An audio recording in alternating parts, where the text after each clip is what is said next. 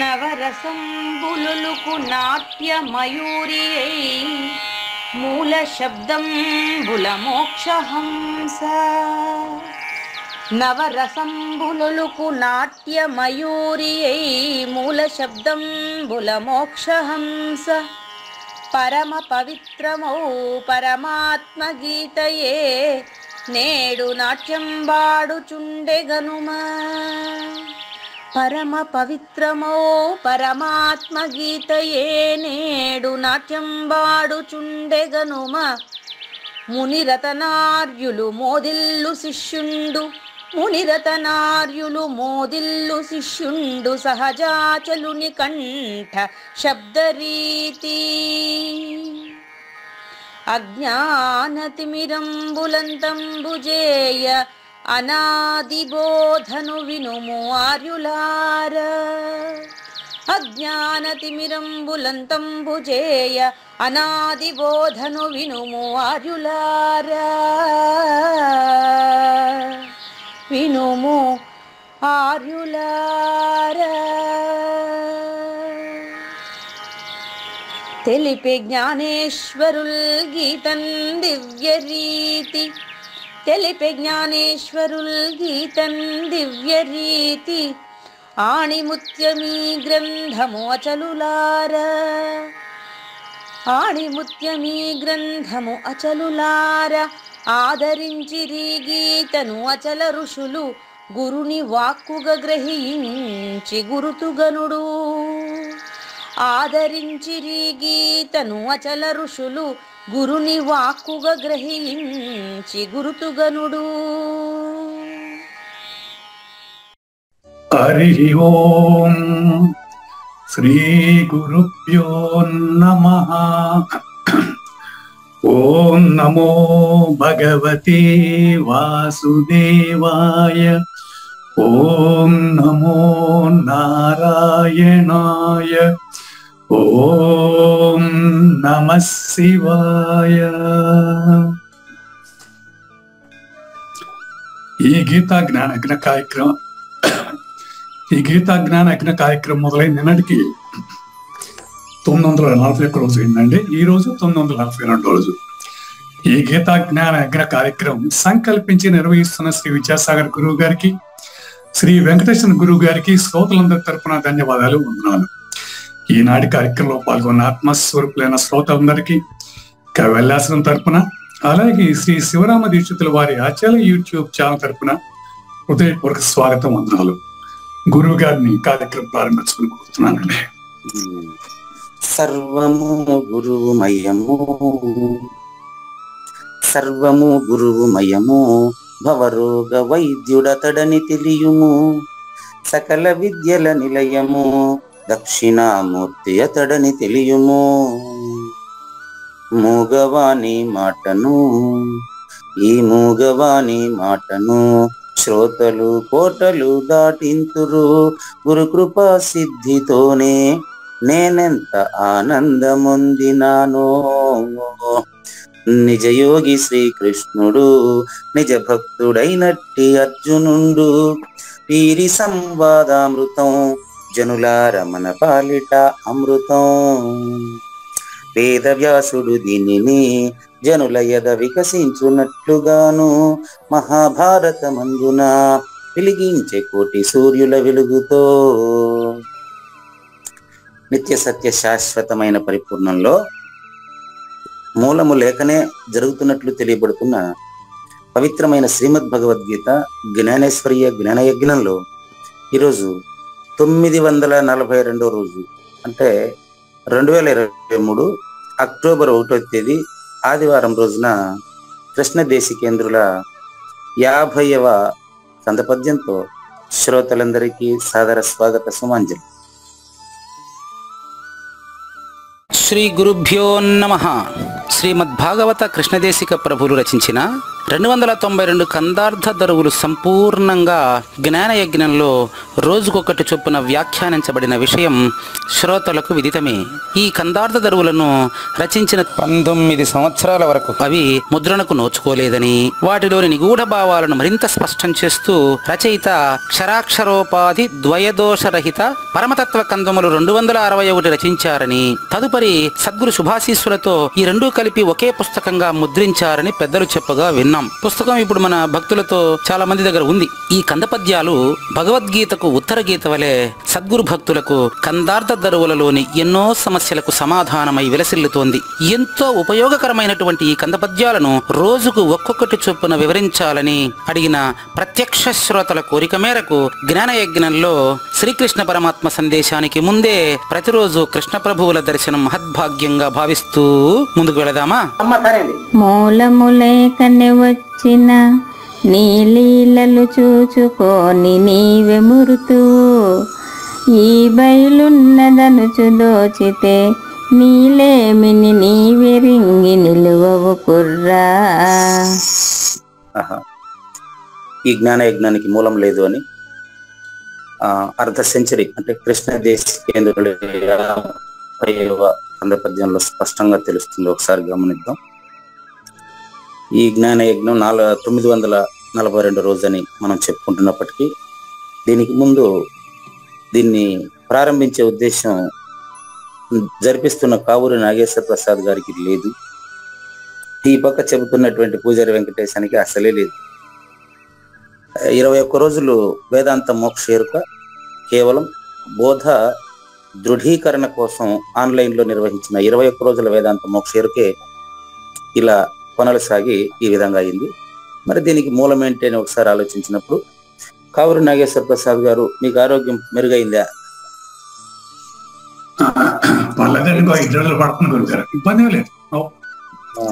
అంటే okay okay పర్వాలేదు, బాగా విశ్రాంతి తీసుకోండి, ఏం ఇబ్బంది లేదు. మీకు ఏం వీలున్నప్పుడు ఒక మాట మాట్లాడతారు, లేకపోతే మీరు హాయిగా మ్యూట్ చేసుకుంటారు. ఇలాంటి ఇబ్బంది అంతే. ఇక్కడ ఏమైందంటే 2 రోజులు మీరు అనారోగ్యం వల్ల క్లాసులో లేకపోవడం వల్ల చాలా వెలితి అనిపించి నాకు చాలా మంది అడిగారండి, అందుకని అడుగుతున్నాను అంతేను. నెక్స్ట్ ముఖ్యమైన పాయింట్ ఏంటంటే ఇక్కడ జ్ఞానయజ్ఞంలో చెప్పవలసినటువంటి సందేశం పూర్తిగా 15వ అధ్యాయానికి పూర్తయింది. 16వ అధ్యాయంలో 26 దైవీ సంపదన గురించి చెప్పడంతోనే సంపూర్ణమైంది. అయితే ఆ బోధ దృఢీకరణకు వచ్చినటువంటి ఈ యొక్క కందపద్యాలు అత్యంత ముఖ్యమైనటువంటి సూచనను అందిస్తాయి కనుక ప్రకృతి ద్వయదోషరహిత పరమతత్వ కందములు కనుక వీటికి తగినంత విశ్లేషణ ఉంటే బాగుంటుంది అనేది ఆ 2 రోజుల గ్యాప్ లో అనిపించింది. 3వ రోజు నిన్న వచ్చి మీరు ప్రశ్నలు అడగడంతోనే ఆ వెలితి కాస్త ప్రత్యక్ష శ్రోతలకు తీరింది. ఇది సరిగ్గా 1116 రోజులకి డిజైన్ చేయబడింది. ఇది సద్గురుమూర్తి చేతిలో, ఇది మనకు సంబంధం లేదు. ఆ 1116 రోజుల్లో కనీసం నిన్న జరిగినంత చర్చ జరిగితేనే, ఆ విధంగా అందులో ఉండేటువంటి ప్రశ్నల్ని తరచి అడిగితేనే అది చేరాల్సినటువంటి ప్లేస్కి చేరుతుంది, సూచన జరుగుతుంది. అందుకని శ్రోతలు ఎవరు కూడా ఏమి ఇబ్బంది పడవలసిన అవసరం లేదు. మీరు పూర్తిగా 40 నిమిషాలు లేక 30 నుంచి 40 నిమిషాలు ఈ కందపద్యం విశ్లేషణ కేటాయించినా ఏమి ఇబ్బంది లేదు, తప్పులేదు. ఎందుకంటే జ్ఞానేశ్వరి ఎలాగో అక్కడ వ్యాఖ్యానించారు. జ్ఞానేశ్వరి అక్కడ వ్యాఖ్యానం నేను చదివేది, నేను చదివి కొన్ని నా జీవితంలో ఎగ్జాంపుల్స్ చెప్తాను మీకు అంతే. కానీ ఈ కందపద్యాలు భగవద్గీతకు ఉత్తర గీత వలె ఇది బోధ సారాంశమై ఉంది. ఈ సారాంశ జ్ఞానాన్ని ఇది ప్రజలు అందుకోవాలంటే దానికి తగినటువంటి పరిప్రశ్న అవసరం. కాబట్టి ఇది మీ పరిప్రశ్న వల్లనే నాకు ఇంత స్పష్టంగా ఇందులో పరిపూర్ణ బోధ ఉంది అనే విషయం ఇప్పుడిప్పుడే తెలుస్తా ఉంది. తెలిసి తెలియనాడు లేకపోతే పరిప్రశ్న వస్తుంది గురుగారు. చూడండి, నేనేం చేశారంటే మనకు ద్వాదశితో ప్రారంభించారు. ప్లాన్ చూడండి, ఇది అర్థమవుతుంది నాకు. ఆయన ప్లాన్ ద్వాదశి, ఈరోజు షోడశితో ప్రారంభిస్తారు. ద్వాదశితో ప్రారంభించారనడానికి ప్రూఫ్ ఏంటంటే ఆయన అప్ప అబ్బి ఈ బయలుండాదని గురుడు తెలియజేస్తే అని ద్వాదశితో మొదలెట్టారు. ఇది షోడశితో మొదలెట్టారనడానికి ప్రూఫ్ చూడండి. మూలము లేకనే వచ్చిన, దేనికి మూలం లేదు? ఎరుకకు మూలం లేదు. కాబట్టి షోడశితో మొదలు పెట్టారని స్పష్టంగా అర్థమైపోతా ఉంది. ఇదంతా మీ పరిప్రశ్నల వల్లేనండి. చూడండి, మూలము లేకనే వచ్చిన. నిన్న ఏం చెప్పారంటే మనకు, నిన్న కబ్బము చెప్పుటకు నువ్వు నిలవలేవు అని ముగించాడు. చెప్పేదానికి నువ్వు లేవు, తినేదానికి నేను లేను అని ముగించాడు నిన్న. కానీ ఈ రోజు పరిస్థితి చూస్తే ఏం చెప్తున్నాడంటే, మరి లేకనే ఎట్టయ్యా తోస్తున్నావు అంటే దాంతోనే మొదలు పెడతాడు. మూలం లేకనే తోస్తున్నాము. మూలము లేకనే వచ్చిన అంటే రాలేదని అర్థం కదండి. మూలము లేకనే వచ్చిన అంటే రాకనే వచ్చినట్లు ప్రేమిస్తున్నట్టు. అంతేనండి, ఎరుక ఇంకేం లేదండి. ఇది ప్రారంభంలో సర్వము గురువుమయం అనే దాంట్లో ఇమిడి ఉంది సారాంశం అంతా. అది డిజైన్ చేయబడింది, దాన్నే ఆలోచించుకుంటే కూడా చక్కని సూచన ఉన్నది. కాబట్టి మూలము లేకనే వచ్చిన అంటే సృష్టికర్తగా భావించబడేవాడిది మాత్రమే. ఆ విషయం తర్వాత కొనసాగుతుంది 51లో కూడా ఇదే విషయం. చూడండి, మూలము లేకనే వచ్చిన నీ లీలలు చూచుకొనుచు నీవే మురుతువు. రాకనే వచ్చినట్లు భ్రమించినటువంటి ఎరుక తాను నిజమనుకుంటుందండి. ఎరుక తాను నిజమనుకుంటుంది. ఈ ఎరుకే బాగా గమనించండి. మూలము లేకనే వచ్చిన ఎక్కడా, ఇది వచ్చింది ఎక్కడా చెప్తాను చూడండి. స్వతసిద్ధమైన ములుగుచ్చ సందు లేకుండా ఉన్న నిజదైవమైనటువంటి పరిపూర్ణంలో ఎట్టి ఉనికి లేకనే తనకు తానుగా తోచిన, స్వతసిద్ధమైన పరిపూర్ణంలో తనకు తానే లేకనే ఉన్నట్లుగా భ్రమించినటువంటి కలలో లాంటిది. నరస్వప్నం వంటిదే సురస్వప్నం కూడా సేమ్. కానీ నరస్వప్నంలో మేలుకునేవాడు నిద్రపోయేవాడు ఇద్దరున్నట్టుగా తెలుస్తుంది. ఇక్కడ త్రిపుటి, ఇది సమిష్టి ద్విపుటి అంతే. కాబట్టి నీ లీలలు చూసుకొని అంటే సమిష్టికర్తన గురించి మాట్లాడుతున్నారు ఇక్కడ. సమిష్టికర్త అంటే ఈశ్వరుడు, వ్యష్టికర్త అంటే జీవుడు అండి. జీవుడు అవిద్య, ఈశ్వరుడు జ్ఞానము. జ్ఞానములకు అతీతమే పరిపూర్ణం అండి. సింపుల్ అండి.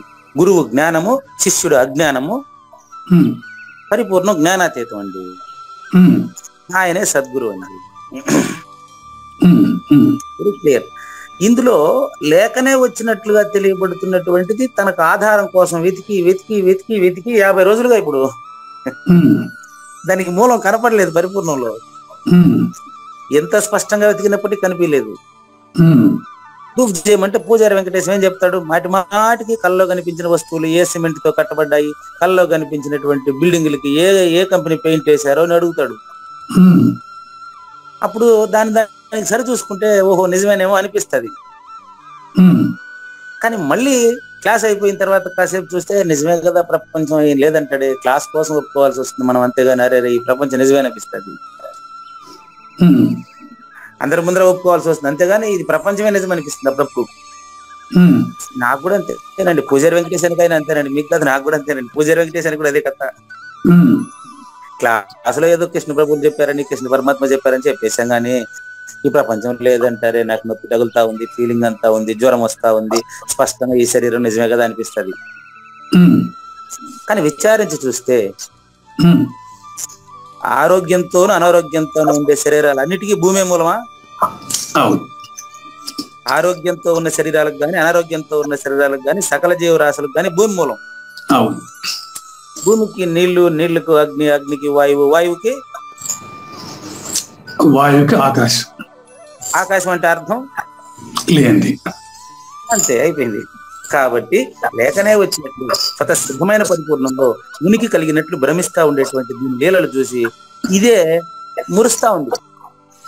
కానీ సాంఖ్యాన్ని ఎవరు కన్ఫర్మ్ చేశారు గురువు గారు? సాంఖ్యాన్ని కన్ఫర్మ్ చేసింది ఒకరు కన్ఫర్మ్ చేయాలి. దాని నుంచి అది వచ్చింది, దీని నుంచి ఇది వచ్చింది అని కన్ఫర్మ్ చేసింది ఎవరు? అచల ఋషి, దక్షిణామూర్తి స్వరూపుడు. ఓకే. సృష్టికి ముందే ఉన్నటువంటి పరిపూర్ణాన్ని స్పష్టంగా తెలిసినటువంటి అశరీర గురుమూర్తి. మంచి ప్రశ్న. అశరీర గురుమూర్తి అచల ఋషి ఆయన చేసి రాసింది మనకెట్లా తెలుస్తుంది? లేకపోతే మన ఇద్దరం కాలానికి సంబంధించిన వాళ్ళు కదండి. అంటే ఇప్పుడు మీరు గురుస్థానాన్ని సూచన చేయడం కోసం ఈ ప్రశ్న వచ్చింది అని అర్థం. కాబట్టి ఎవరు కన్ఫర్మ్ చేసినట్టు అచల ఋషి కన్ఫర్మ్ చేసి చెప్తాడు, నమ్మమని చెప్పడు. మన ఇష్టం లేకపోతే లేదు, అంతేదా, అంత ఇదేం బలవంతం లేదు. ఇప్పుడు ఇంకోటి కూడా ఉంది గురుగారు ఇక్కడ. ఇప్పుడు గురువు సర్వం గురుమయం అంటాం అనేది కూడా లేనిరికే. మూలం తిరిగే శరీరం లేదు అనేది కూడా ఈ లేనిరికే. అవును, ఈ లేనిరిక ఉన్నట్టా లేనట్టా? లేనట్టే కదా. మరి ఇందులో ఏం నమ్మాలి? మరి గురువు సర్వం గురుమయం అనేది నమ్మకూడదా? నమ్మేవాడు ఉండడు అక్కడ. మరి చెప్తున్నాం కదా, ఇప్పుడు సర్వము గురుమయం అంటే సర్వము పరిపూర్ణమయము అని అర్థం. మాట్లాడుతూ ఉండేవాడు అందులో లేనివాడు అని అర్థం స్పష్టంగానే తెలుస్తా ఉంది. సర్వము గురుమయం అంటే అంతా సద్గురు స్వరూపమే నిండి నిబిడీకృతమై ఉంది, నిషేధించేవాడు కనపడడు అని అర్థం.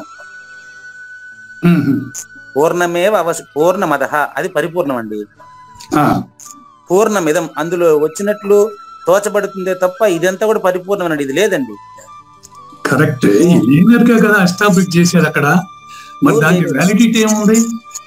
ఎవరు ఎస్టాబ్లిష్ చేయలేదండి. ఇప్పుడు మనం ద్వాదశి, షోడశి, పంచదశి అన్నాం, వాటికి అర్థాలు ఉన్నాయి, అర్థాలు కూడా అన్వయించారు. ఇప్పుడు వాటిని మనం అప్లికేషన్ చేసేటప్పుడు చేసేదంతా కూడా లేనిరికే. అవునండి, మన గురువు దగ్గరికి వెళ్ళి సూచన తీసుకుంటాము. తీసుకున్నప్పుడు ఇది అనేదంతా కూడా ఎరికేగా. అవునండి, ఎవరు లేదన్నారు. మరి ఈ మంత్రాలు అనేది ఎరుక, గురువు ఉన్నాడు, సర్వం గురువు ఉన్నాడు, ఈ ప్రపంచం లేనిది ఇవన్నీ అనేది గురువే. అవునండి, ఇందులో అతను ఏ మాట నిర్ణయం తీసుకోవాలి? మనం తీసుకునేవాడు ఉండడండి. తెలిసిన తర్వాత నిద్రపోయేంత వరకే నిద్ర నీకంటే వేరుగా ఉంటది. నిద్రపోయేంత వరకే నిద్ర నీకంటే వేరుగా ఉంటది. నిద్రపోయిన తర్వాత నిద్రని నువ్వు తీసుకోవాల్సిన అవసరం లేదు, దాంట్లోనే నువ్వు లేకుండా ఉంటావు. సరిపోయిన సూచన. మళ్ళీ చూడండి, నిద్రపోయేంత వరకే నువ్వు లేకుండా ఉండేది, నువ్వు నిద్ర వేరువేరుగా ఉండేది. నువ్వు చావుని ఎప్పుడు నాకు సాగు వస్తుంది, మా పెద్దమ్మ చెప్తా ఉండేది నాకు. మా పెద్దమ్మ, నాయన ఎప్పుడురా నాకు సాగు వస్తుంది, ఎప్పుడురా నాకు సాగు వస్తుంది అని అడుగుతా ఉండేది. కానీ చనిపోయిన తర్వాత నాకు సాగు వచ్చిందని వచ్చి చెప్తాది ఇప్పుడు ఆమె చెప్పదు. అదే విధంగా నెక్స్ట్ గాఢ నిద్రపోయేంత వరకే నాకు నిద్ర రాలేదు, నాకు నిద్ర రాలేదు అంటే నిద్ర వస్తా ఉందంట. రెండూ చెప్పేది నిద్ర పోకుండా ఉండేవాడు. నాకు నిద్ర రాలనేది వీడే, అవును, నిద్ర వస్తా ఉంది అనేది వీడే.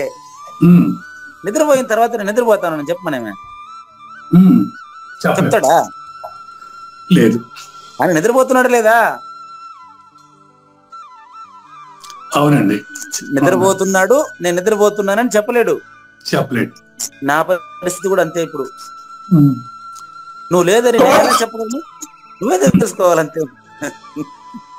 ఇప్పుడు మీ ప్రశ్నకు నా ఆన్సర్ కూడా ఇదే. అట్లా నీవు లేకనే ఉన్నట్లుగా భావించి సంతోషంగా జీవిస్తున్నావయ్యా కావూరి నాగేశ్వర ప్రసాద్ గారు, పూజారి వెంకటేశమా. మీరు మూలము లేకనే వచ్చినట్లు భావించబడుతున్నటువంటి అబద్ధపు గుర్తులు మాత్రమే. ఈ అబద్ధపు గుర్తుకి నెక్స్ట్ రెండో లైన్ చూసుకోండి. బయలున్నదను చుదోచితే, అదే బయలున్నదని రాశారు చూడండి. బయలున్నదను తోచితే, నిద్రపోతున్నాను అని నిద్రలోకి పోక ముందు తోస్తది. కళ్ళు మూతపడేటప్పుడు కూడా నీకు తెలుస్తుందే. నాకు కూడా నిద్ర అనుభవం ఉంది కాబట్టి చెప్తాను, అంతేనండి. ఇప్పుడు కళ్ళు మూతపడేటప్పుడు కూడా నేను నిద్రపోతున్నాను అని తెలుస్తూనే ఉంటది. నిద్రపోయిన తర్వాత అదే ఇది బయలున్నదను తోచితే. ఎప్పుడైతే ఉన్న పరిపూర్ణంలో లేనెరుక తోచిందో, లేనెరుకకు కూడా ఉన్న పరిపూర్ణం ముందు తోచాలి. మరి బయలున్నదను తోచితే, అరే నిజమే కదా, పరిపూర్ణమే స్వతసిద్ధమై ఉన్న విధానం అని గాఢ నిద్రను దృష్టాంతంగా చెబుతున్నటువంటి దృష్టాంతాన్ని తనకు తానుగా ఆపాదించుకుంటే, బోధ దృఢీకరణ జరిగితే నీలేమిని పూజారి వెంకటేశం లేమిని, నాగేశ్వర ప్రసాద్ లేమిని.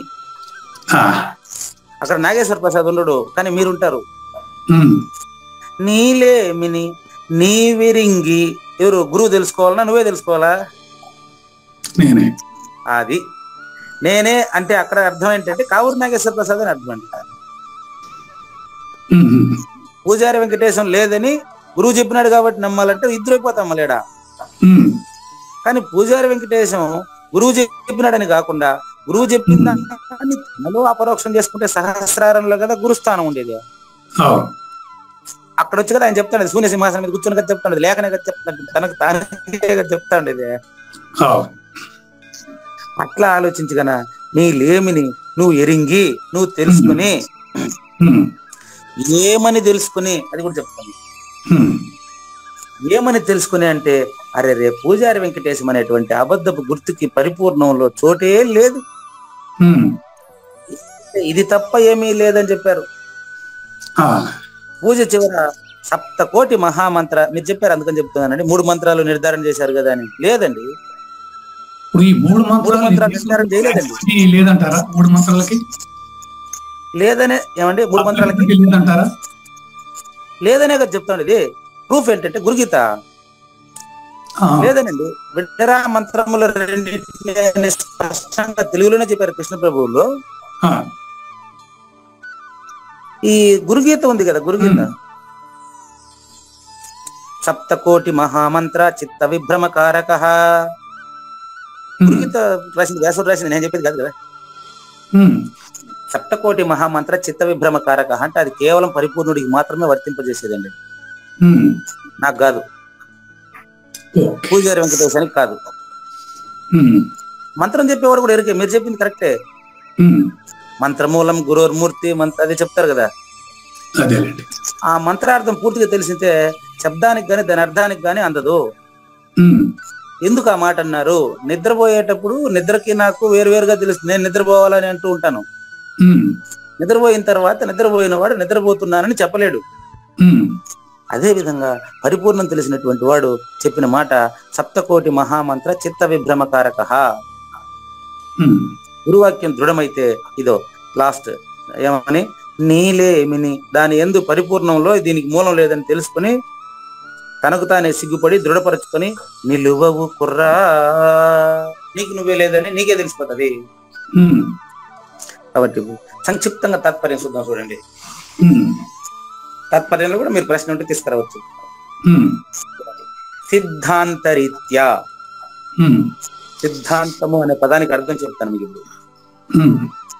సిద్ధాంతము అంటే ఉన్నది ఉన్నట్లుగా ప్రతిపాదన చేయడము అని అర్థం అంటారు. మరొక రకంగా ముందు ఉండేదే ఇది ఒక ద్వాదశి షోడశి అనేది, ఆ భావన అనేది అచల ఋషిలో ఉండేదాన్ని తెలియజేయడానికి ఒక ద్వాదశి షోడశి పంచదశి అనే దృష్టాంతాల ద్వారా దాన్ని ఏమంటారు స్థిరీకరణ చెప్పడం కోసం పెట్టారు, అంతే వాటిని. అంతే తప్ప మంత్రాలు నిజం కాదు, మంత్రం చెప్పేవాడు నిజం కాదు. చూడండి, సిద్ధాంత రీత్యా పరిపూర్ణము స్వతసిద్ధమై ఉన్నదని పవిత్ర భావనతో ప్రత్యక్ష ప్రమాణమైనటువంటి వాడు. అందులో అంటే పరిపూర్ణంలో అంటే అతనిలో అని అర్థం. అతనే గురువు అవుతున్నాడు. ఇప్పుడు నేను ఒకప్పుడు స్టూడెంట్ గా కూర్చున్నవాడే కదండి, ఇప్పుడు నేను టీచరు. ఆ విధంగా మూలము లేకనే గుర్తిరుగుతున్న శరీరమే కదా ఇప్పుడు అశరీరుడు అని మనం సంబోధిస్తూ ఉండేది ఆయన్ని. ఒకప్పుడు ఇదంతా ప్రపంచం నిజమనుకున్నటువంటి ఆయనే ఇప్పుడు ఆయన అశరీరుడు. ఆయన శరీరం ఉన్నా లేనట్టే, ఆయన గాలి పీలుస్తుంటే అది ఆకాశంలో వీచే గాలితో సమానము అంటున్నాం మనం. ఆయన కూడా ఒకప్పుడు శరీరం ఉందని భ్రాంతి చెందినవాడే. దీని ప్రకారం మనం చూసినట్లయితే సాక్షాత్తు సద్గురుమూర్తి అంతటా నేను విభీకృతమై ఉన్నాడని అర్థం. లేనిరుక లేనిదని లేనిరుకకు దృఢమైతే గురువు తప్ప రెండవది లేదని అర్థం. అంటే అది జ్ఞాన కర్మములు కాదు. సృష్టి అనేటువంటి చక్రానికి జ్ఞానము ఒక రెక్క, కర్మ మరో రెక్క. ఉమ్, ఒక పక్షికి 2 రెక్కలు ఎంత ప్రధానమో జ్ఞానము కర్మము సృష్టి విజ్ఞానానికి ఎంత ప్రధానం. ఉమ్, సృష్టి లేమి తెలిసిన తర్వాత పక్షి ఎగిరిపోతుంది. అదే గురువు గారు. ఉమ్, జ్ఞాన కర్మల్లో ఉండే 2 పక్షులు 2 రెక్కలతో పాటు పక్షి స్పష్టంగా ఎగిరిపోయి అంతే లేనిది లేదని తెలిసిపోతుంది. పక్షి ఎగిరిపోయిన తర్వాత ఇంక మళ్ళీ ఉండేది ఎప్పుడు ఉంటుంది. ఉమ్, గుర్తుపెట్టుకోండి, వచ్చిన పక్షే ఎగిరిపోయింది, ఆ, రాని పక్షి కాదు. లేనిరుతనే లేదని తెలుసుకునింది. ఉమ్, ఉన్న పరిపూర్ణానికి ఏ ఇబ్బంది లేదు. ఉమ్, కాబట్టి సిద్ధాంతరీత్యా సైద్ధాంతికంగా పరిపూర్ణము స్వతసిద్ధమై ఉందని లేనిరుకకు గురు సూచన అయితే, ఉమ్, పట్టుకోండి, లేనిరుకకు గురు సూచన అయితే ఉమ్, దాని యందు పరిపూర్ణమందు ఉమ్, గుర్తిరిగే ఎరుకకు మూలము గాని స్థానము గాని లేకనే తోచుచున్నదని పూజారి వెంకటేశానికే తెలిసిపోవాలా, గురువు కాదు. ఉమ్, నాగేశ్వర ప్రసాద్కే తెలిసి నాగేశ్వర ప్రసాద్ లేదని తెలియాలా, అందులో ఉండే పరిపూర్ణం కాదు. ఉమ్, అంతటా ఉండే పరిపూర్ణం నాగేశ్వర ప్రసాద్లో లేకుండా అడిగిపోయింది. ఉమ్, ఇట్టి గుర్తిరిగే శరీరం, ఉమ్, ఎట్టి గుర్తిరిగే శరీరము పూజారి వెంకటేశంగా గుర్తిరిగే శరీరం. ఉమ్, మీకు మంచి ఉదాహరణ చెప్తాను. ఇప్పుడు రుగ్మత ఎలాగో వచ్చింది కాబట్టి ఉమ్, ద్వయరూపంగా తెలుస్తున్న కావూరి నాగేశ్వర ప్రసాద్కే జ్వరం. అవును, జ్వరం వచ్చింది నాగేశ్వర ప్రసాద్ గారికి, బాగా అయ్యేది కూడా నాగేశ్వర ప్రసాద్ గారికి. అంతే కదా. ఉమ్, కానీ ఈ బాధల్ని అనుభవించేటువంటి వారు నాగేశ్వర ప్రసాద్ గారు మాత్రమే. ఉమ్, పరిపూర్ణం కాదు కదా. కాదు. అంతేదా ఉన్న పరిపూర్ణం ఉంది, పరిపూర్ణంలో లేఖతో వచ్చింది నాగేశ్వర ప్రసాద్ గారు పూజారి వెంకటేశ్వర గారి. ఆ, పరిపూర్ణం ఎప్పుడు ఉంది. ఉమ్, అయితే దాన్ని ప్రత్యక్ష ప్రమాణం ఒకటి చెప్తాను చూడండి. నిద్రపోయి లేచిన తర్వాత రీఛార్జ్ అవుతాం. ఉమ్, నిద్రపోయి లేచిన తర్వాత కాస్త ఉపశమనం కలిగినట్టు మనకు తెలుస్తుంది. ఉమ్, అది లేచిన తర్వాతనే తెలుస్తుందా, నిద్రలో తెలుస్తుందా? లేచినాక. లేచిన తర్వాతనే తెలుస్తుంది. ఉమ్, నిజంగా పరిపూర్ణాన్ని స్పష్టంగా అపరోక్షంగా గావించుకున్న వాడికి, ఉమ్, గావించుకున్నవాడు అక్కడ ఉండడు. అదేలేండి. ఉమ్, గాఢ నిద్ర వలెను అనిపించు అది అచల పరిపూర్ణము. అది అందు ఇందన రాక ఎందు చూసినా గాని సందు లేకనే ఉన్న సత్యమైన ఆపది. ఉమ్, ముందుగా చూపించగా, ముందుగా అంటే పూర్వము అని కాదండి, ఉమ్, కళ్ళ ముందే ఉంటది. ఉమ్, నువ్వు సెల్లుని చూసినట్టు చూస్తా ఉంటావు. ఉమ్, నీకు పరిపూర్ణం అనుభవం అయితే, ఉమ్, పరిపూర్ణము పరిపూర్ణుడికి అనుభవం నాకెట్టవుతుంది? ఉమ్, పరిపూర్ణము పరిపూర్ణుడికి అనుభవమే. ఉమ్, కాబట్టి మరో ఎగ్జాంపుల్, ఉమ్, ఇప్పుడు మీకు ఈత రాదనుకోండి, ఉమ్, ఈత నేర్పించాలి. ఉమ్, అంతేగాని ఈత వచ్చింది అని మాట్లాడతాం, కానీ ఈత యాడ్ నుంచి నీ దగ్గరికి వచ్చిందా, నీకు ఆ పరిజ్ఞానం కలిగింది అని అర్థమా? పరిజ్ఞానం కలిగింది నాకు అంతేగాని ఈత ఎక్కడి నుంచి నీ దగ్గరకు వచ్చిందని కాదు. కాదు. అట్లా పరిపూర్ణత. ఇక్కడే ప్రాబ్లం వస్తుంది. చెప్పండి. శిష్యుడు గురువు అవటంలో ఒక జ్ఞానం అనేది మధ్యలో ఉన్నది, ఒక ప్రొసెస్ యాక్టివిటీ జరిగింది. అలాగే గురుడు శిష్యుడితో బోధించేటప్పుడు కూడా జ్ఞానమే మధ్యలో ఉంది, ఒక యాక్టివిటీ ఉంది. మరి ఇటువంటప్పుడు ఇది యాక్టివిటీ లేదు పరిపూర్ణుడు అని అనటంలో అర్థం ఏంటి? అంటే అసంగంగానే ఆయన బోధిస్తున్నాడు అంటే పర్లేదు, అసంగంగా బోధిస్తున్నాడు, కానీ యాక్టివిటీ ఉందనే మాట అనొచ్చుగా? కాదండి, లేదండి, అనకూడదండి. ఎందుకు చెప్తున్నాను. కుదరదండి, అది ఉన్నది ఉన్నట్టు చెప్తే ఏంటి తప్పు? కుదరదండి, చెప్తున్నాను కదా, మీకు ఇప్పుడే నిరూపిస్తాను కదా. ఇది తొందర ఏమన్నది, నిద్రపోవాలనేటువంటి యాక్టివిటీ బాగునండి. నిద్రపోవాలా అనేటువంటి యాక్టివిటీ నిద్రపోక ముందు తెలుస్తుంది. గాఢ నిద్రలో యాక్టివిటీ ఉందా? లేదు. అదే విధంగానే మీరు చెప్పినటువంటి శిష్యుడు గురువు అవుతున్నా అంటే మీరు ఏమనుకుంటున్నారు? ఇక్కడ అక్కడ మీ హృదయాన్ని ఆవిష్కరణ చేస్తానండి. మీరు చెప్పిన సందేహాన్ని బాగా విపులీకరిస్తానండి, ఏం ఫీల్ అవ్వకండి. మీరు శిష్యుడు గురువు అవుతున్నాడు అంటే మీరు అర్థం ఏంటంటే శిష్యుడు గురువు ఇద్దరున్నారని మీ ఫీలింగ్. అక్కడ అంతేనండి. మీ ఫీలింగ్. మీరు ఇంక దాన్ని మనం ఏం చేయలేము. ఇంకా అడిగినారు కదా ప్రశ్న. శిష్యుడు గురువు అవుతున్నాడంటే గురు శిష్యుల మధ్య బోధ జరుగుతుంది కదా అనేది మీ సమస్య. కానీ నేనంటున్నాను అది కాదు. ప్రకటించబడకుండా ఉండేటువంటి జ్ఞానిని అజ్ఞాని అంటూ ఉంటారు. క్లియర్ గా ఉందా? ప్రకటించబడకుండా ఉండేటువంటి శ్రీకృష్ణ పరమాత్మ జగద్గురువుని పుట్టయ్యా అన్నారు. ప్రకటించబడకుండా ఉండేటువంటి జగద్గురు ఆదిశంకరుల్ని శంకరా అని పిలిచినారు. ఆయన జగద్గురువు అయి మనకు తెలియక ముందు కూడా ఆయన గురువు కదా.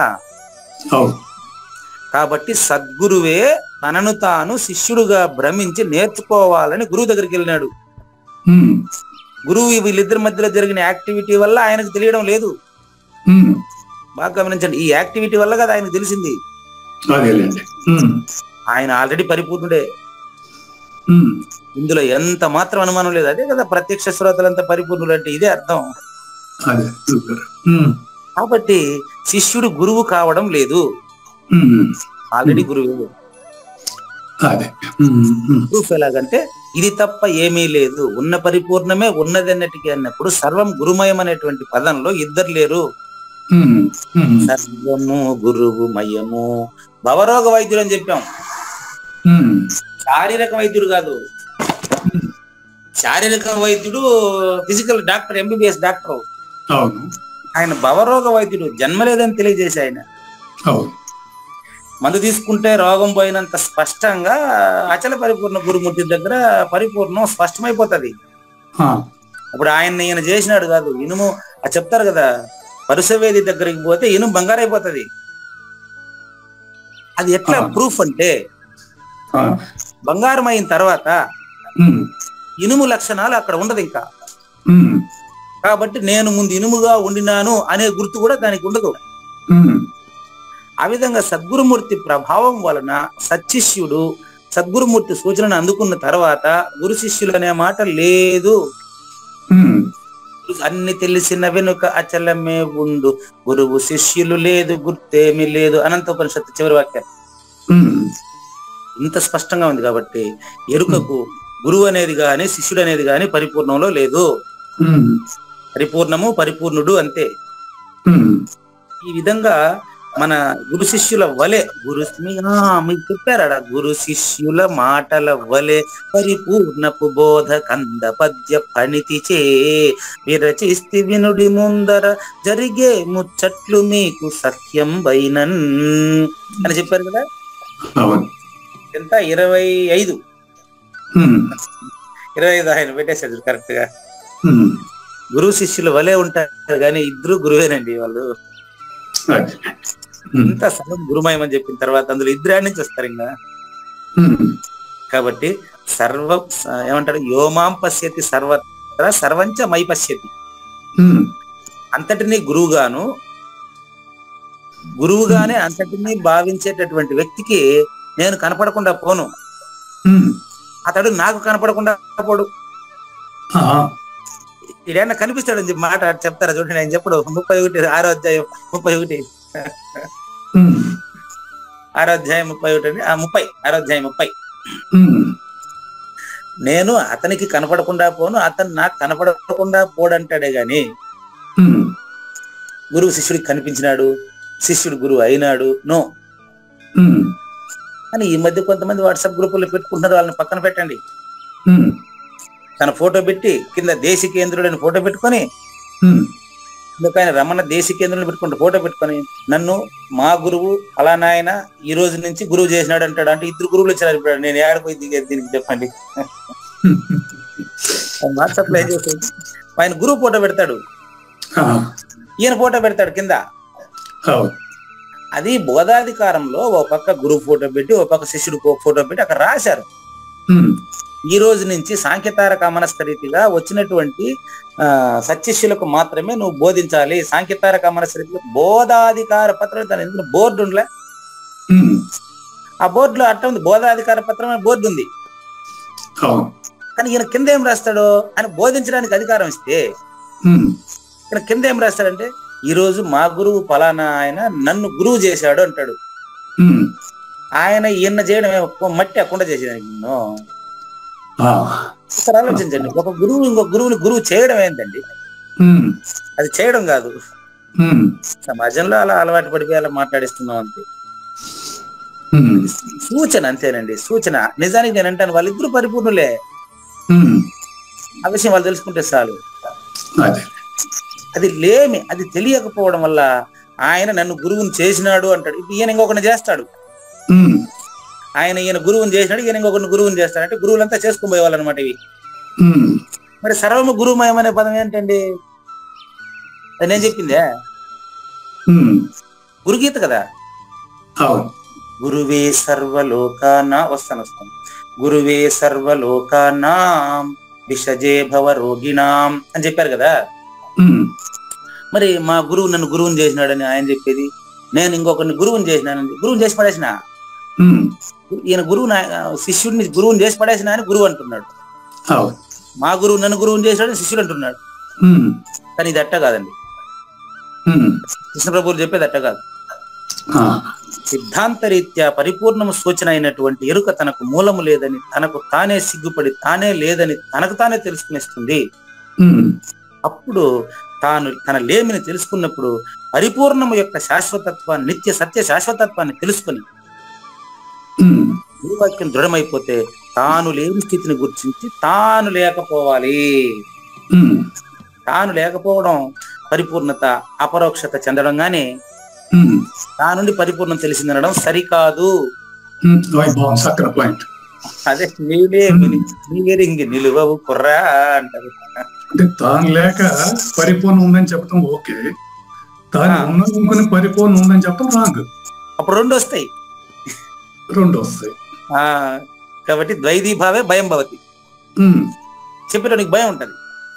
అవునండి. నిన్న ఒక త్రినేత్ర పిరమిడ్ మందిరంలోకి వెళ్ళానండి. నిన్న సాయంత్రం, ఈ రోజు కూడా రమ్మన్నారు. 9 గంటలకు వెళ్ళిపోయి కూర్చొని వింటానండి. అదే ప్రేక్షకుడుగా నేను కేవలం శ్రోతగానే వెళ్తున్నానండి. చూడండి, అక్కడ చెప్తున్నారు, దాని 3 పేర్లు చెప్పారు. పరమ సుఖం, పరమానందం, పరమశాంతి. పరమ అనేది కామన్ గా ఉంచుకోండి. పరమ సుఖం, పరమానందం, పరమశాంతి అంటే ఒక 2-3 గంటలు చెప్పారు. విన్నాను. కానీ అసలు పరమ సుఖం, పరమానందం, పరమశాంతి, పరమ పదము, పరబ్రహ్మము, పరిశుద్ధాత్మ, ఈ పర అనేది ఎప్పుడైతే వచ్చిందో దానికి కాస్త ఆలోచించాలండి. దాన్ని ఉపసర్గ అంటారండి. సింపుల్ చూడండి, మీకు మనం ఆల్రెడీ చెప్పాం కదా, వస్తు సుఖం అంతా విషయ సుఖం.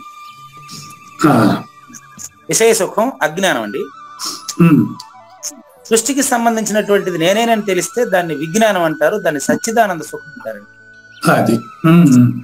74 లక్షల జీవరాశుల్లోనూ ఉండే అబద్ధపు గుర్తే సచ్చిదానందం ఉంది. ఈ రెంటికి మీరినటువంటి సచ్చిదానంద ఘనము అంటే ఎప్పుడు ద్రవంగా మారదు. మీకు ప్రూఫ్ చెప్పడానికి ఆ పదం వాడానంతే. ఇప్పుడు ద్రవంగా మారదు. ఇంట్లో యాక్టివిటీ జరుగుతుంది, ఇల్లు పనిచేయదు. ఆ విధంగా పరిపూర్ణంలో యాక్టివిటీ జరిగినటువంటి అబద్ధపు గుర్తుకే తెలుస్తుంది, కానీ పరిపూర్ణం ఏ పని చేయదు, పరిపూర్ణం ఏం పని జరగదు. పరిపూర్ణంలో నిష్క్రియం కదా, నామరూపక్రియ రహితం కదా. కాబట్టి నామరూప రహితమైనటువంటి పరిపూర్ణంలో లేనెరుక లేదని సూచన జరిగితే దాన్నే పరమసుఖం అంటారు. దాన్నే పరమశాంతి అంటే కూడా అదే. ఇప్పుడు ఈ రోజు చక్కని సూచన ఇచ్చారు గురుగారు. తాను లేని భావించినాడే పరిపూర్ణం ఉందని చెప్పడానికి అర్హుడు. అంతే, లేకపోతే వాడు చెప్పేదంతా యూజ్లెస్. అంతే. పరిపూర్ణం ఉందని చెబుతున్నాడు అంటే అతను లేకనే చెబుతున్నాడు, లేనెరుక నుంచి చెబుతున్నాడు, శూన్య సింహాసనం నుంచి మాట్లాడుతున్నాడు. అది పరిపూర్ణం ఉందని చెప్పేటువంటి వాడు శూన్య సింహాసనం నుంచి మాట్లాడుతున్నాడు. అది సర్వం గురుమయం అనేవాడు వాడు లేడు. అంటే ఆయన మరి అశరీరుడుగా భావిస్తున్నాం ఆయన్ని. అందుకని అతను ఎరుకగా లేడు, కానీ పరిపూర్ణుడు ఒకటే అని చెప్తేనే శిష్యుని సూచన అవుతుంది. చూడండి, అందుకని వాళ్ళని అశరీరులు అన్నాం. దాన్నే పరమ సుఖము అంటాం. పరమ సుఖము అంటే తనకంటే రెండోది లేనిది. ఇంకా అది మాత్రమే ఉంది, అందులో ద్వంద్వం ఉండదు. ద్వంద్వాతీతం అని అర్థం. పరమశాంతి అంటే ఉమ్, ఇప్పుడు శాంతి అశాంతి రెండు ఉంటాయి. అవును. ఆ పరమ పెట్టడం వల్ల ఈ ద్వంద్వానికి అతీతమైన శాంతి అని అర్థం. అది ఎప్పుడు శాంతిగానే ఉంటుందని అర్థం. పరమశాంతి అంటే ఇంకేం లేదు. దానికి ఎందుకు 2-3 గంటలు ఏంటి? అది. ఉమ్, పరమ సుఖం, పరమ శాంతి, పరమానందం. చూడండి, అదేలేండి. సింపుల్ అండి. ఆనందము విషాదం రెండు ఉన్నాయి, వ్యతిరేక పదాలు ఇవి. ఉమ్, ఆనందం ఎప్పుడు, దుఃఖం అప్పుడే ఉంటది. ఉమ్, దుఃఖం లేనిది ఆనందం అంటున్నారు. ఉమ్, మళ్ళీ తిరిగి దుఃఖానికి సంబంధం లేకుండా ఉండేటువంటి ఆనందం ఏదైతే ఉందో అది పరమానందం. అందులో రెండవది లేదని అర్థం, అది మాత్రమే ఉందని అర్థం. అది. ఉమ్, ఈ రెండుకి ఏం లేదండి. ద్వయము ఎరుక, ద్వయరహితం పరిపూర్ణం. ఉమ్, ఏ పదం తీసుకొచ్చినా సింపుల్ గా చెప్పదు. దానికి భగవద్గీతలు, భాష్యాలు, ఈ పుస్తకాలు ఏం అవసరం లేదండి. ఉమ్, కనుక అటువంటి పరిపూర్ణాన్ని తెలుసుకోలేకుండా పోవడానికి కారణం ఏంటంటే లేనెరుకకు దాసోహం కావడం, లేనెరుకను నిజమని అనుకోవడం. ఉమ్, అట్లా అనుకోవడం వల్ల ఎలా ఇబ్బంది పడుతున్నారు అనేది మనం స్పష్టంగా ఎక్స్ప్లెయిన్ చేసి, పరిపూర్ణాన్ని తెలుసుకోకపోవడం వల్ల ఉమ్, పరిపూర్ణాన్ని నిందించేటటువంటి ఆ యొక్క అసురుల గురించి ఎక్స్ప్లెయిన్ చేస్తున్నారండి మనం. ఉమ్, రచయితకు ధన్యవాదాలు తెలియజేస్తూ ఆ అసురులకు పతనం ఎలా ఉంటుందో ఈ రోజు 19వ శ్లోకం నుంచి చూద్దాం. అట్లా. 18వ శ్లోకంలో నేను కొద్దిగా మిగిలింది, అది కంప్లీట్ చేస్తాను ఇప్పుడు. ఉమ్, జ్ఞానేశ్వర భగవద్గీత తీసుకోండి. నేను మనం ఎక్కడున్నామంటే పతివ్రత, పతి, సాధువు, దాత, మహాత్ముడు, యాజ్ఞికుడు, లోకోత్తర తాపసి. లోకోత్తర తాపసి అంటే లోకాతీతాన్ని తెలుసుకోవడానికి ప్రయత్నిస్తున్నవాడు, ఉమ్, పరిపూర్ణాన్ని తెలుసుకోవడానికి ప్రయత్నిస్తున్నవాడు. అంటే మనలాంటి వాళ్ళు జ్ఞానయజ్ఞంలో ప్రయత్నిస్తున్నటువంటి మనమంతా ముముక్షులు అనమాట. ఉమ్, తెలుసుకోవడానికి ప్రత్యక్ష శ్రోతలంతా కూడా పరిపూర్ణాన్ని తెలుసుకోవడానికే కదా ప్రయత్నం చేస్తున్నాం. అవునండి. తాపసి, సన్యాసి, భక్తుడు, ఈ అనన్య భక్తులు నాకు పరమ ప్రియులు అంటున్నాడు ఆయన. అది పరమ సుఖం, పరమశాంతి, పరమానందం, పరమ ప్రియుడు. ఉమ్, యో మద్భక్త సమే ప్రియ, యో మద్భక్త సమే ప్రియ, భక్తిమాన్య సమే ప్రియ. ఈ సమే ప్రియ అనేది, ఈ పరమ ప్రియం అనేది భక్తి యోగం అంతా ఉంది ఈ పదం. ఉమ్, ఎవరు నాకు పరమ ప్రియులు అంటే ఈ అనన్య భక్తుడే పరమ ప్రియుడు అంటున్నాడు. ఉమ్, అనన్య భక్తుడు ఎటువంటి వాడు? యస్మాన్నో ద్విజతే లోకో లోకాన్నో ద్విజతే చయ హర్షమర్ష భయోద్వేగై ముక్తో యస్సచ మే ప్రియ. అదే పదం. ఉమ్, అంటే నిందాస్తుతుల్ని సమానంగా భావించేవాడు. ఎటువంటి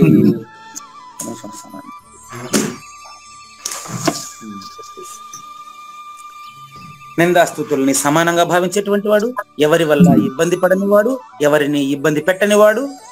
ఉమ్, హర్షశోకాలు వచ్చి ఎరుకలో ఉండేవారికి, అవును. హర్షము శోకము వాటిల్లో కూడా నిర్మలంగా ఉండేటువంటి వాడు ఎవరో అతను నాకు పరమ ప్రియుడు అని చెప్పారు.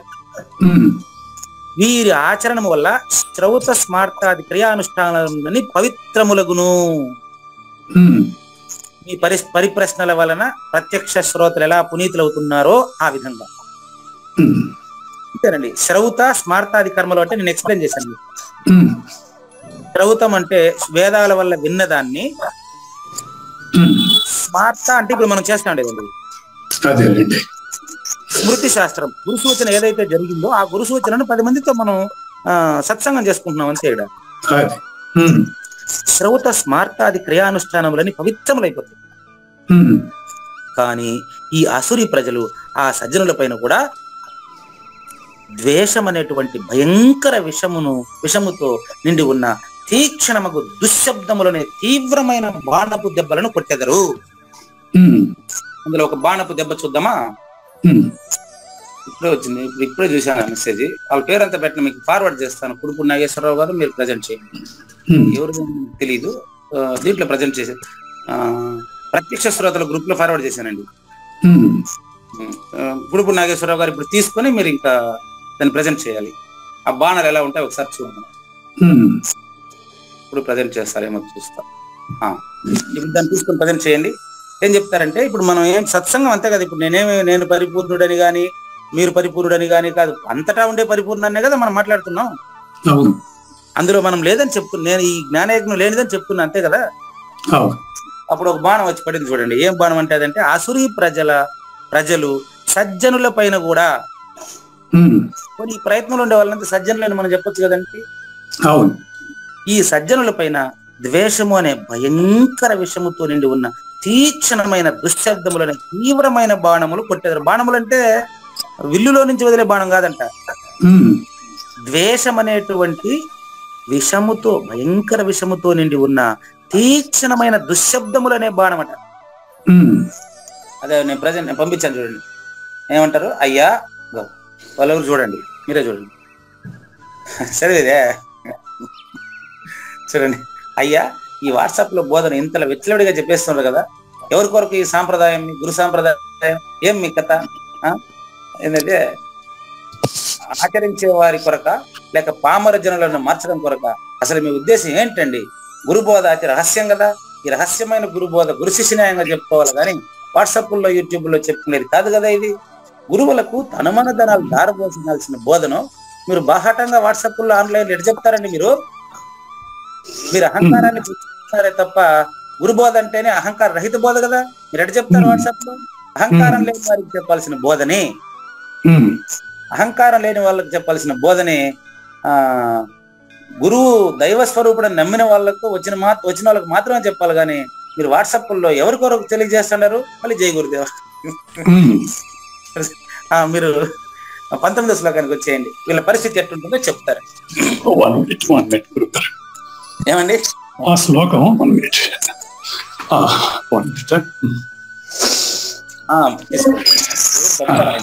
19వ శ్లోకం. వీళ్ళ పరిస్థితి ఎలా ఉంటుందో గురువు గారు చెప్తారు. మనకేమున్నది ఇక్కడ ఉంది. 19వ శ్లోకం చూద్దామా? అంటే సజ్జనుల్ని కూడా, ఇది కృష్ణ ప్రభువులు కూడా చెప్పారు కదా, సజ్జనుల్ని వినకుండా చేస్తారు వాళ్ళు, వినకుండా చేస్తారు వాళ్ళనమాట. ఇది మంచిది కాదు, దీన్ని వినొద్దండి అంటారు. జస్ట్ ఇప్పుడే వచ్చిన వాట్సాప్ నేను ఫార్వర్డ్ చేసింది అది, అంతే. జస్ట్ ఇప్పుడు వచ్చింది అంతే. చూడండి వాళ్ళు ఎట్లా అంటే, నేను ఆ శ్లోకం చదువుతాను కానీ. శ్రీ భగవాన్ ఉవాచ తానహం ద్విషతః క్రూరాన్ సంసారేషు నరాధమాన్. అదే చెప్పింది. మీరు రెస్ట్ తీసుకోండి, ఏం పర్లేదు, నేను చూసుకుంటాను. తానహం ద్విషతః క్రూరాన్ సంసారేషు నరాధమాన్ క్షిపాం యజశ్రమ శుభాన్ ఆసురీష్వేవ యోనిషో. మనకు మంచి గురుబోధన అందించారు. ఎవరో మెసేజ్ పెట్టి మంచి గురుబోధన అందించారండి మనకి. ఇప్పుడు ఇట్లా మాట్లాడేటువంటి వారికి అందరికి కూడా, సజ్జనుల్ని ప్రతిఘటిస్తున్నటువంటి వీళ్ళందరినీ కూడా గురువు గారు సద్గురుమూర్తి శ్రీకృష్ణ పరమాత్మ మనకు శూన్య సింహాసనం అధిష్ఠించి కాలంలోకి వచ్చి మాట్లాడుతున్నాడండి. సాజన్మ సాకార సద్గురుమూర్తిగా మాట్లాడుతున్నారండి. తాన్ ద్విషతః, ఈ విధంగా ద్వైదీ భావము కలిగి మిమ్మల్ని సజ్జనుల్ని ద్వేషించే వాళ్ళని నేనేం చేస్తాను తెలుసా? తాన్ వారిని, అహం, ఇక్కడ అహం అంటే సమిష్టి కర్తగా మాట్లాడుతున్నారు. అదేనండి. ఇటువంటి వాళ్ళని నేనేం చేస్తాను తెలుసా? అశుభాన్, ఈ పాపాత్ములను క్రూరాన్, క్రూరులను. అదండి ఆ పదం ఉంది. ద్విషతః క్రూరాన్, విషప్రయోగం చేస్తున్నటువంటి సజ్జనుల పైన విషపూరితమైనటువంటి మాటలు మాట్లాడుతున్నటువంటి ఈ పాపాత్ములను, ఈ క్రూరులను. ఈరోజు టాపిక్ అదేనండి. ఏమంటే అసురుల పతనము. పతనం అంటే పడుట, మళ్ళీ జనన మరణ సంసారంలో పడుతున్నారండి. మానవ జన్మ వచ్చి కూడా మళ్ళీ జనన మరణ సంసారం పడుతున్నారు. పాపం ఏం జన్మ. తాన్ అంటే అటువంటి వారిని, ఎవరైతే మిమ్మల్ని ద్వేషిస్తారో, ఎవరిని ద్వేషిస్తున్నారు వీళ్ళు అంటే చూసాం మనం. ఎవరిని ద్వేషిస్తున్నారు చూసాం మనం.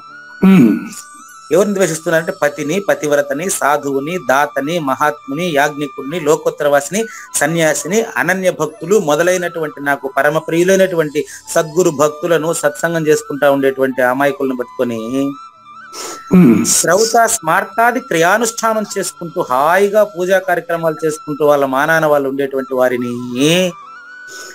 ఈ అసురీ ప్రజలు ఆ సజ్జనుల పైన ద్వేషమనే భయంకరమైన విషముతో నుండి తీక్షణమైనటువంటి శబ్దాలను ప్రయోగిస్తున్నారే, వారిని తాన్ ద్విషతః, అటువంటి ద్వేషులను నంబర్ 1 అశుభాన్, నంబర్ 2 పాపాత్ములను, నంబర్ 3 క్రూరాన్ క్రూరులను, నంబర్ 4 నరాధమాన్.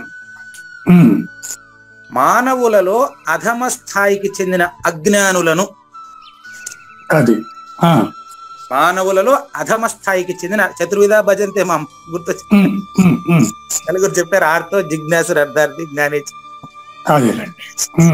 అట్లా నలుగురు కాకుండా వీళ్ళు 5వ వాడేమో మరి.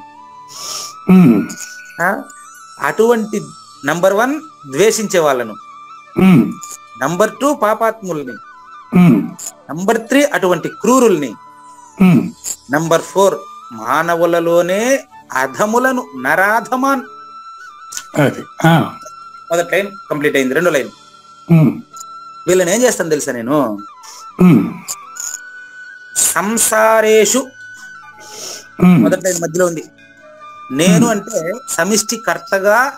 సమిష్టికర్తగా తెలియబడుతున్న నేను. ఇప్పుడు ఇంట్లో జరిగినటువంటి క్రియలకి ఫలితం ఇంట్లోనే వస్తుంది, కానీ ఇల్లు ఇవ్వదు, వీడిదే అది. అదేనండి. జైలు శిక్ష అనుభవించేవాడు కారణమా, జైలు కారణమా? అనుభవించాడు కారణం. అందుకని మీకు మళ్ళీ గుర్తు చేసేస్తున్నాను 13వ అధ్యాయంలో ఉండే విషయాన్ని. కార్యకారణములకు ప్రకృతి కారణం అండి. సుఖ దుఃఖాలకి ప్రభావితమైన వాడు కారణం అండి. బాగుంది. కర్తృత్వే హేతు ప్రకృతి రుచ్యతే, పురుష సుఖ దుఃఖానాం భోక్తృత్వే హేతు రుచ్యతే. గుర్తుపెట్టుకోండి. ఇప్పుడు వాళ్ళ దగ్గరికి మరి నరాధముల దగ్గరికి కూడా వచ్చి మాట్లాడుతున్నాడండి. సమిష్టికర్తగా వచ్చి మాట్లాడినప్పటికీ ఆయన అకర్త, ఆయన ఉపద్రష్ట. సమిష్టికర్తగా మాట్లాడుతున్నప్పటికీ ఆయన ఉపద్రష్ట. అంతేనా? ఏంటైనా మీకు అది కావాలా? కార్యకారణ కర్తృత్వ శ్లోకం కావాలా? 13:21 అండి. అది బాగుందండి. కార్యకారణాలకి కారణం అని చెప్పేసి బాగుంది. కార్యకారణ కర్తృత్వే, కార్యకారణములకు హేతు ప్రకృతి. అట్లాగే సుఖ దుఃఖాలకు కూడా హేతువు అనుభవించేవాడు. అంతేనండి. అనుభవించే వాడిలోకి వచ్చి మాట్లాడుతున్నాడు. పూజారి వెంకటేశం దేహంలోకి వచ్చి అకర్త వచ్చి మాట్లాడుతున్నాడు. గుర్తుపెట్టుకుని, అకర్త అంటే మాట్లాడిన వాడండి. అదేనండి. అకర్త వచ్చి పూజారి వెంకటేశం దేహంలో మాట్లాడుతున్నాడు. చూడండి, అకర్త అనే దానికి 22 దీని పక్కన తీసుకోండి. 22 దీని పక్కన శ్లోకం తీసుకోండి, అది చూపించేస్తాం మీకు అకర్తను కూడా. పురుష ప్రకృతిస్థో హి భుంక్తే ప్రకృతి జాన్ గుణాన్ కారణం గుణసంగోస్య సదసద్యోని జన్మసు. రాక్షసులుగాను నరులుగాను జన్మించేవాడు కర్త. అకర్తను చూపిస్తుంది దాని పక్కన చూడండి. 23 అకర్తను చూపిస్తాను. 23 ఏంటంటే ఉపద్రష్ట, దూరంగా నుంచి చూసేవాడండి, వాడు కర్త కాదండి. ఇప్పుడు చూడండి, ఎరుక మరుపులు రెండింటినీ స్పష్టంగా చెప్పి ఇది లేదని చెప్తున్నవాడు దీనికంటే వేరుగా ఉండొద్దా? అవును. సృష్టి కంటే వేరు, ఆయన ఉపద్రష్ట తండ్రి. మరి ఇప్పుడు చూడండి, ఇప్పుడు మీరు ఎప్పుడైతే ఓహో అన్నారో అక్కడ మీలోనే పరిపూర్ణుడు ఉన్నాడు. మీలో ఉండి నాగేశ్వర ప్రసాద్ పోయినాడు. ఉపద్రష్ట అంటే సాక్షి? నో, సాక్షి రహితుడు. సాక్షి మీరు, సాక్షి నాగేశ్వర ప్రసాద్ సాక్షి రహితుడండి. మరి ద్రష్ట అంటున్నారుగా? ద్రష్ట అంటే చూసేవాడండి. కరెక్ట్. ఉపద్రష్ట అన్నప్పుడు చూస్తున్నాడుగా? కాదండి, చూడకనే చూస్తున్నాడయ్యా. ఓహే, సాక్షి కాదంటారా? సాక్షి రహితుడండి. సాక్షి రహిత సాక్షి అండి. ఉపద్రష్ట అనుమంతాచ భర్త భోక్త మహేశ్వర పరమాత్మేతి చాప్యుక్తో. ప్రూఫ్ మీకు, దేహేస్మిన్ పురుష పరహ, దేహంలో ఉండే ఇద్దరు పురుషుల కంటే వేరైన వాడు ఈ ఉత్తమ పురుషుడు. ఇదే మీకు పరమ పురుషుడు అని కృష్ణ ప్రభువులు చెప్పిన 15వ అధ్యాయంలో ప్రతిపాదించిన ప్రాప్తి, పురుషోత్తమ ప్రాప్తి ఇదే. పురుషోత్తమ ప్రాప్తి అనేటువంటి మాట 15వ అధ్యాయంలో తప్ప ఇంకొక అధ్యాయంలో లేదు. కాబట్టి మీరు పురుషోత్తముడే తండ్రి. ద్రష్టగా భావించబడ్డారు ఇన్నాళ్ళు, అంతే. ఏం క్లారిటీ అండి మీ దగ్గర. మీరు ఇన్నాళ్ళు ద్రష్టగా భావించబడ్డారు. మీరు ఆల్రెడీ పురుషోత్తముడే. ఇప్పుడు మీరు ద్రష్ట కాదు, ఉపద్రష్ట అంటే మీరు పరిపూర్ణుడే. పరిపూర్ణుడే ఎరుకగా భ్రమించాడు. భ్రాంతిరహితం బట్టబయలే. అదేలేండి. ఇటువంటి సత్సంగాల్లోకి వెళ్ళి గురు సూచన అందుకోకుండా పోనీ అందుకునే వాళ్ళను కూడా డిస్టర్బ్ చేసేటువంటి వాళ్ళను నరాధములను అంటారు. నరాధము వచ్చేయండి, ఈ శ్లోకానికి వచ్చేసి నరాధములు ఏం చేస్తాను తెలుసా? సంసారేషు జనన మరణ సంసారమునందు అని అర్థం. సంసారేషు అంటే ఇప్పుడు వచ్చినట్టే మళ్ళీ ఇంకో కుటుంబం వస్తుందనే కాదు. నరాధములు అని చెప్పారు అంటే నరజన్మ కూడా రాకపోవచ్చు. నెక్స్ట్ గుర్తుపెట్టుకో. ఈ సంసారములో ఏం చేస్తాను? అజస్రం, అశాశ్వత. ఏం క్లారిటీ అండి! అజస్రం పదం చూసుకోండి, కింద ఉంటుంది, కింద రెండో లైన్. సంసారంలో అజస్రం అంటే అర్థం చెప్పేదే. కింద లైన్ లో మూడో పదం అండి, క్షిపామి అజస్రం. ఇక్కడ పెట్టండి, క్షిపామి తోసేస్తా. ఓకే, ఎక్కడ తోస్తాను తెలుసా? నేను అది వాక్యం పలుకుతాను. అజస్రం అంటే అశాశ్వతమైనటువంటి చావు పుట్టుకల సుడిగుండంలో శాశ్వతంగా తోస్తాను, జాగ్రత్త. అశాశ్వతమైన సంసారంలో శాశ్వతంగా తోసేస్తాను, జాగ్రత్త. ఎప్పటికీ నీకు పరిపూర్ణతలే తెలియదు, జాగ్రత్త. అంటే ఇది అంటే ఎంత స్పష్టంగా అసురి గుణం కలిగినటువంటి వాళ్ళు కూడా ఈ యొక్క దైవీ గుణంలోకి రావాలనే ఒక మంచి ఇది, అంతేనండి మెసేజ్. అజస్రం ఎల్లప్పుడు అంటే మాటి మాటికి, అజస్రం అంటే అది ఎడతెరిపి లేకుండా మాటి మాటికి కుక్క, నక్క, పాము, తేలు మొత్తం పుట్టిస్తారు, జాగ్రత్త. ఆసురి యోనిషు, అశుభ ఆసురి యోనిషు ఏవ క్షిపామి వేసేస్తా, జాగ్రత్త. ఎప్పుడు తేలు, కుక్క, నక్క జంతువులుగా పుట్టించేస్తా, భద్రం. దీని జ్ఞానేశ్వరి వ్యాఖ్య చూద్దాం. ఇంకా 5 minutes ఉంది మనకు. 9వ శ్లోకం పూర్తవుతుంది చూడండి. జ్ఞానేశ్వరి, ఈ రీతిని ఎవరైతే నన్ను సర్వ విధముల విరోధించి వారికి నేను ఎట్టి వ్యవస్థ కలిగిస్తానో చెప్తాయిను. మానవ శరీరం అనేటువంటి దారమును ఆశ్రయించి ప్రపంచమంతటితోనూ నిర్లక్ష్యంగా వ్యవహరిస్తా ఉండే వీళ్ళని, ఇందువలన వీరికి నేను కలిగించే గతి ఎట్టుంటుందో, వాళ్ళ కష్టాలు ఎట్టుంటుందో ఒక్కసారి గ్రామంలో చెత్తంతా పోగుగా పోయబడినట్టు గ్రామంలో చెత్తంతా ఎత్తుకుపోయి ఆడపోస్తారు, మురికాల్లో పోస్తారు. ఆ విధంగా వీళ్ళని పోసేస్తారు, జాగ్రత్త. చెత్తంతా ఎత్తుకు మురికాల్లో పోసినట్టుగా సంసారం అనే మురికిలో వీళ్ళని మొత్తం కలిపేస్తాను. ఎప్పుడు జననం మరణం సృష్టి స్థితిలో ఎలుక, పాము, చెత్త ఇదే గుర్తుపెట్టుకోవాలి వీళ్ళ కథ. మురికి నీరంతా పోయేనటువంటి ఆ ప్రదేశముకు తామసయోనులందు మూఢులను నేను ఉంచేస్తాను, జాగ్రత్త. అటు పిమ్మట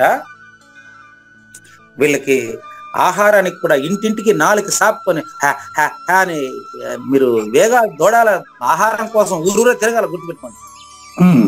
కనీస సౌకర్యం లేకుండా బతకడానికి వీలు లేక 4 పెద్దగా బయట వేసుకొని 4లో సొంగగార్చుకొని ఇంటింటికి తిరగాల, గుర్తుపెట్టుకోండి. ఏ జీవో నేను చెప్పలేను ఇప్పుడు. ఆహారం గడ్డి కూడా మొలవని పాడుపడిన అడవిలో పుట్టిస్తాను, జాగ్రత్త.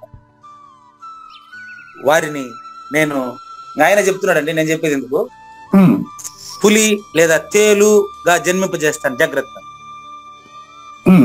ఆ సమయంలో వాళ్ళకి పులిగా జన్మించినప్పుడు వేటాడితే ఒక్క వేట కూడా, ఒక జింకు కూడా, ఒక చిన్న జంతువు కూడా దొరకకుండా ఆకలికి మలమలమాడి సస్తారు, జాగ్రత్త. అంటే ఇప్పుడు ఈ జన్మలో దుర్మార్గాలు చేసేవాడిని నేను దేవుడు మాన్పలేడు. దుర్మార్గాలు చేసేవాడి జన్మలని దేవుడు కూడా మాన్పలేడు. Very clear. జన్మలను కాదండి, తీవ్రమైన దుర్మార్గాలు చేసేవాడిని ఈ జన్మలో భగవంతుడు కూడా ఏమీ చేయలేడు అంటారా? అంతేనా? వెరీ క్లియర్ అండి. ఇప్పుడు వినడు కదా, వాడు చెప్తే ఇంటే కదా. ఆ సమయంలో ఏం చేస్తానంటే ఆకలి వ్యాకుతల చెంది స్వయముగా తమ శరీర మాంసమును తామే ఒలుచుకొని తినేట్టుగా తింటారు, జాగ్రత్త. కుక్క ఆకలికి ఆడ బయట పడేసి ఎముకను కొరుకుతుంది. ఆ ఎముకను కొరికిందంటే దాని సిగురు గుచ్చుకొని రక్తం కారుతుంది. అది మాంసంలో ఉండే రక్తం అనుకుని తాగుతుంది. అది ఇటువంటి జన్మలుగా పుట్టిస్తాను, జాగ్రత్త అని సమిష్టికర్తగా వచ్చి తెలియజేస్తున్నారండి. వీళ్ళ పతనాన్ని గురించి మరింత వివరంగా తర్వాత ఎపిసోడ్ లో చూద్దామండి. అలాగే. లేదు ఉన్నది లేకపోవుట లేదండి, ఈ గొప్ప మర్మమంతా నీ వలన తేటగా తెలిసెనండి. పాపాత్ములు, క్రూరులు, నీచులు, అధమాధములు వీరు ఆసురీయోనులందు వీరిని పుట్టింతు ప్రతిసారికి.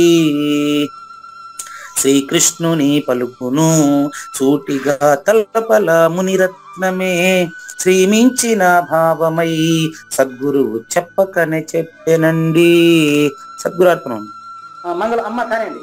జయ మంగళం నిత్య శుభమంగళం, జయతు జయ మంగళం మహోత్సవ మంగళం.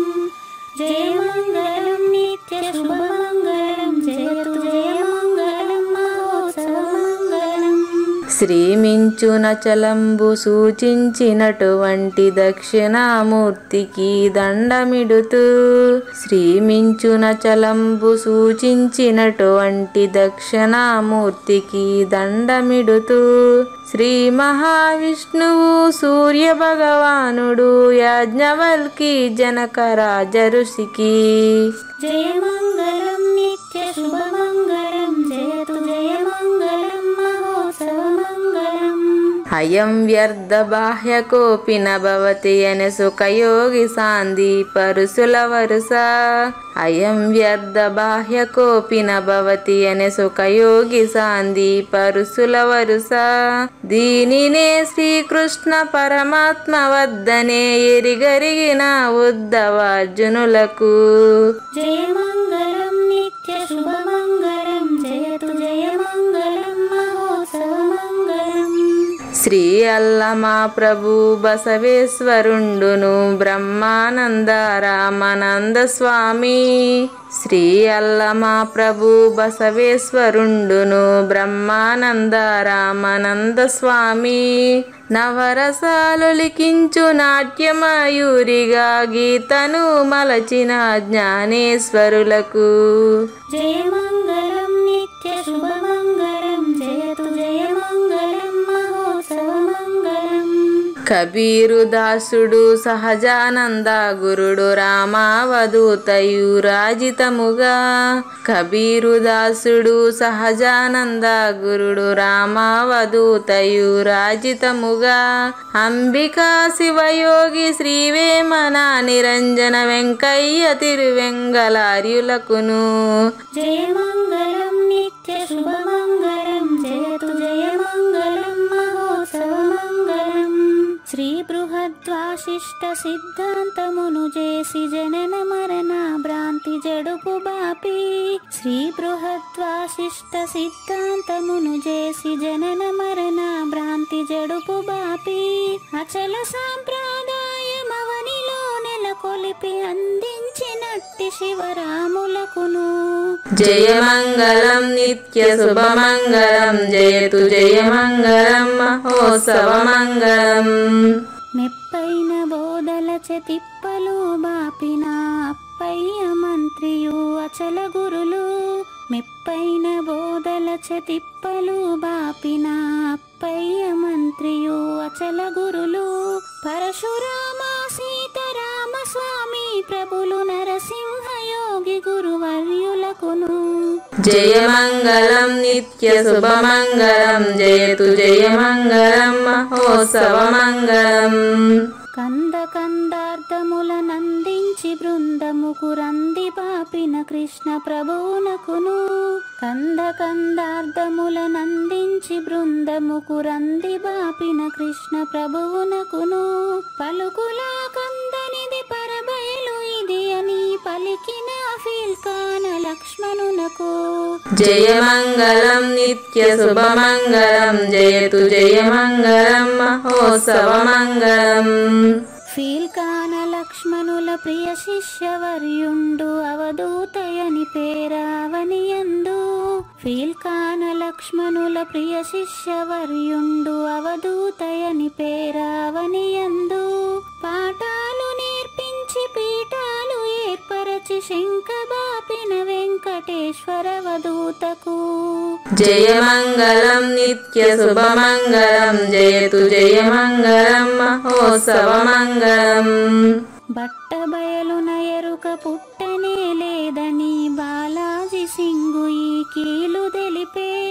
బట్ట బయలున ఎరుక పుట్టనే లేదని బాలాజీ సింగు ఈ కీలు తెలిపే.